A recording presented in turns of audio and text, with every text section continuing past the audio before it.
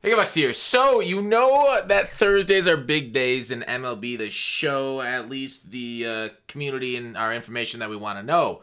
But they also do Q&As, and we released one tonight that I kind of want to go over and get my thoughts on stuff and clear stuff up. If people have any questions, leave them in the comments.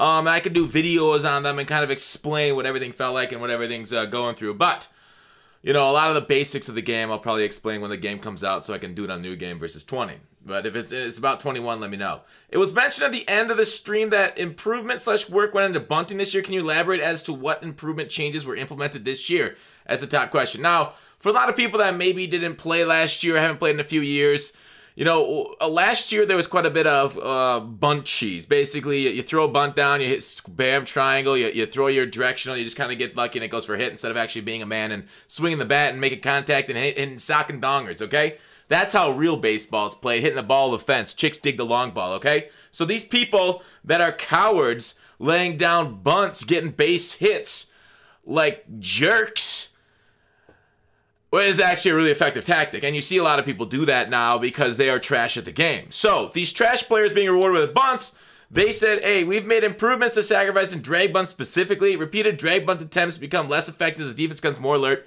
and you lose the surprise factor. So, it still does look like drag bunt attempts and drag bunts will be allowed in the game. We'll see what kind of punishment for repeated, right? Because drag bunts, you only need a few bunts a game with your fast players. Some people run a full speed lineup now. Is it repeated drag bunts attempt in the same at bat? Because you really only need to do it once in at bat, and then you drag bunt for a base hit. Boom, you're on.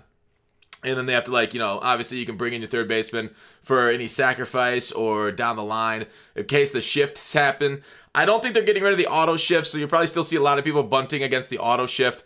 Which, whatever. That's baseball, right? At that point, I wish they'd kind of get away from the auto shift and make us set the shift manually ourselves. I feel like that offer a little bit of a skill gap, although it's kind of, I don't know, not much of a skill gap, more of like a, I don't know, I guess that's like back to Madden. Would an adjustment gap be a skill gap? It's just like, do you know the right plays and the right adjustments to making a play to beat a certain formation? And then baseball is all statistical probability, so it's not going to happen 100%. They can get, lucky by hitting a ball inside out and just dribble down the third base line. Where you shifted against them.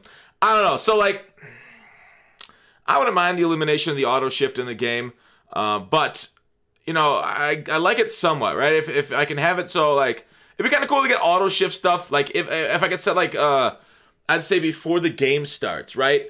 Say, all right, if anybody has higher than 90 speed or their bunting or drag bunt attribute is a certain level, then this is how the defense sets up. All right, maybe say an automatic way of playing my third baseman in with nobody's on base and that kind of stuff. Whereas base runners, and it kind of brings it a little bit out of the park. Baseball does a decent job with different settings, different innings, late, clutch situations that you gotta pitch in, and they simulate it based around that. So maybe some cool, better customization, I would say, would be neat for MLB The Show that way, out of game, so that way you don't go, and you could kind of set it and then have it be ready for you during the game, so you don't have to pause it and change it.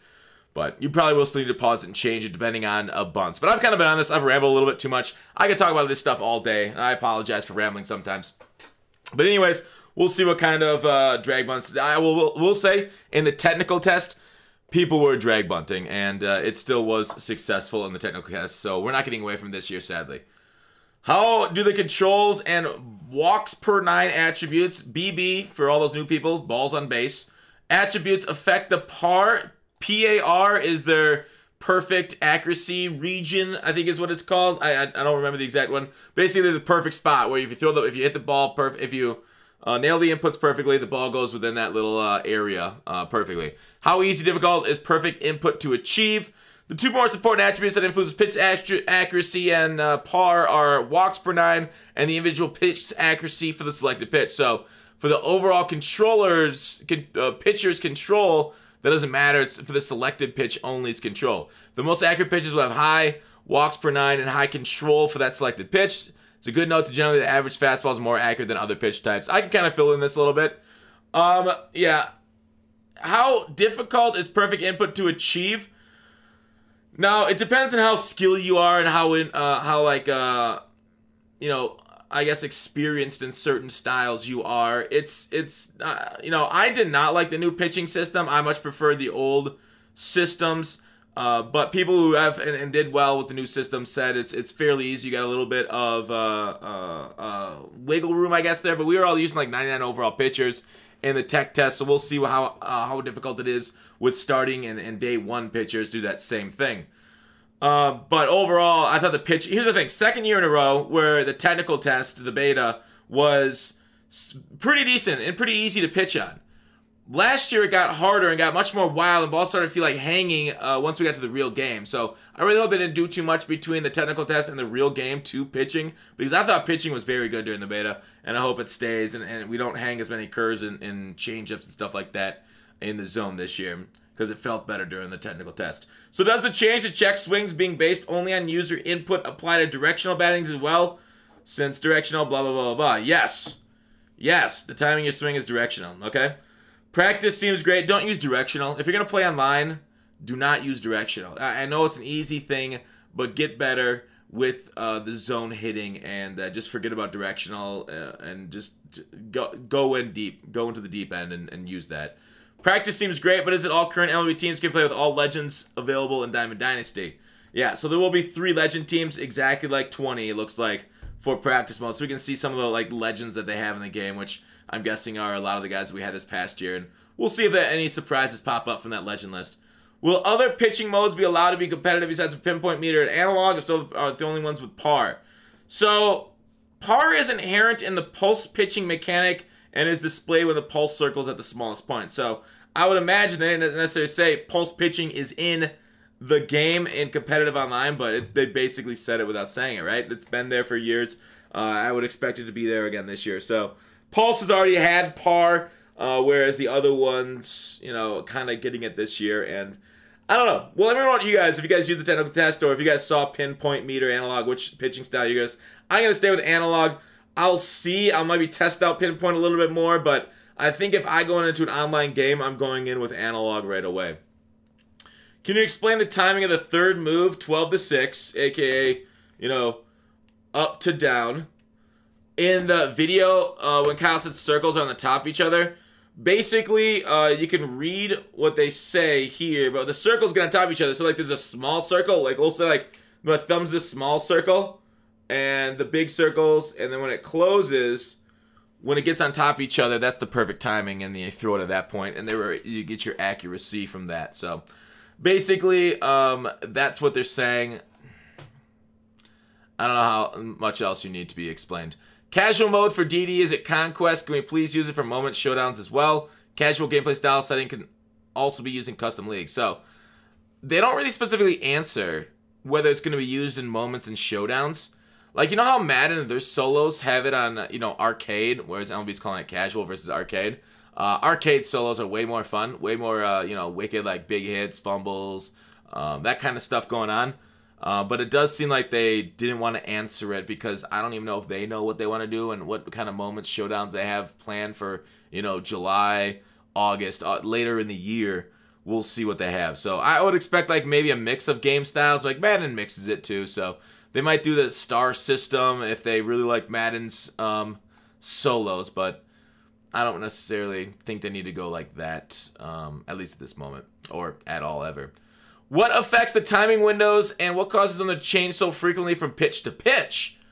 First and foremost, timing. So people who don't know timing windows are basically when the bat's going through the zone and the ball's going through it, what kind of like microseconds, milliseconds, frames can you have where you're getting good timing and a good hit on that ball? So as one thing's coming in, the bat's going out, how big of a timing window do you have for that bat going through the zone to contact that ball?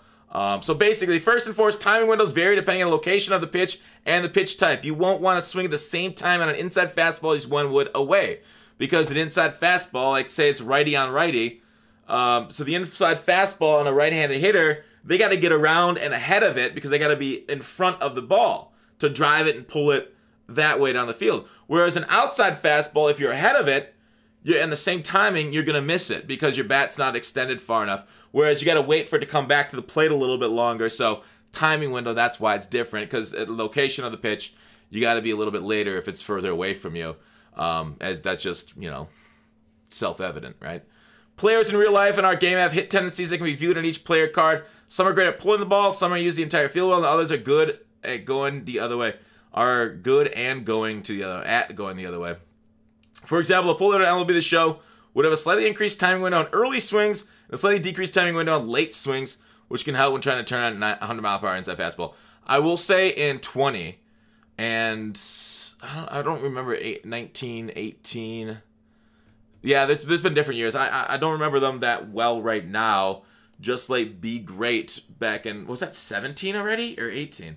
I don't recall, but anyways, 20, basically you let the players that had the best swings were a lot of the guys, or the best hitters, or traditionally known as the community's favorite hitters, were the guys that had pull tendencies and extreme pulls, because not a lot of dudes can turn on a 100 mile per hour inside fastball, especially at like Hall of Fame legend level. So guys that were, they're saying, slightly increased timing window on those pitches, whereas like balls away, it's easier if you can read off speed to kind of time them up because you don't have to react as fast. Whereas like if you have a higher increased timing window on balls inside with pull hitters, hey, there you go. You just help a lot of people's like biggest weakness. So it helped like kind of I would say you know, cover for people a little bit that way, which is why people like pull hitters. So there you go. Also, you know, it felt like got a lot of good results on pull hitters too. But I've had good results with players of all fielding. Right, Mantle's probably my best card all year. I don't know, is he a pull hitter? I know Jim Tomei was amazing for me and is amazing for me, and I think he's a dead pull too. So, anyways, yeah. So timing windows, and I want to talk about. Go down to the end. Wow, this video's going for a while. Maybe I'll have to do a second video. Sorry, I'm gonna talk about timing windows. Sinkers and cutters. Now, I don't think cutters were overpowered. Sinkers, 100%. Cutters, I don't feel like that way at all. But having reviewed feedback for telemetry, I can speak, from 20, we feel confident how each pitch type will be functioning at release. That said, we were always trying to be mindful of community sentiment and are always willing to make adjustments wary in the community field in the end. So, I want to talk about the technical test here, and I know, whatever, gonna get killed. I've talked about it before. I hope they don't shut down Gutfoxx tree here off this, but I like sinkers in the technical test. And the thing is, they still were as deceiving in 21 technical tests as they were in 20. They didn't really change them at all, which it's unfortunate. I feel like balls should break a little bit different, but that's a whole other discussion. Anyways, what they did, I think, to sinkers is they made them a lot easier to launch, right? A lot of, like, maybe they opened up the timing window a little bit, but what I saw when I was throwing high sinkers, the technical test is, if somebody got even like the edge of their PCI on it, that thing was to the moon, okay? So that is one way of nerfing them. Not necessarily changing the movement. I don't know if they don't want to change the movement out of pitchers' hands. I don't know if it's just, you know, it's too hard to do that versus changing the result of what hits off of them, and I think that's what happened. So sinkers, high sinkers, they're going to be okay, but I do think they definitely took a little bit of a nerf in the 21 telemetry. Sorry, we got a lot of stuff left to go. Maybe I should start another video. Yeah, I kind of want to talk about another video. There's a lot left to talk about. So that's it for this video. Join me for part 2 tomorrow morning, where I go through the rest of it and my opinions on everything going into the game. Peace!